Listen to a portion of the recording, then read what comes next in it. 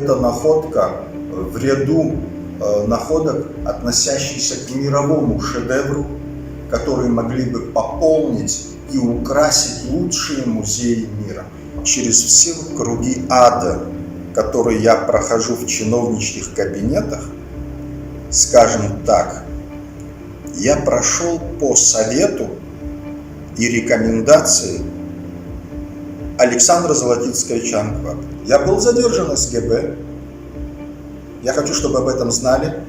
Мне вменялось, что я, гражданин страны, шантажирую государство на получение вознаграждения. Служба госбезопасности. Служба государственной безопасности. От меня требовали написать отказ от получения вознаграждения.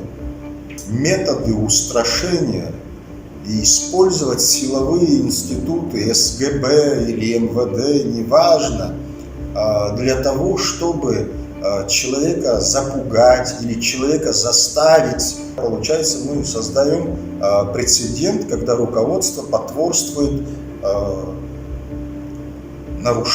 грубому нарушению прав человека.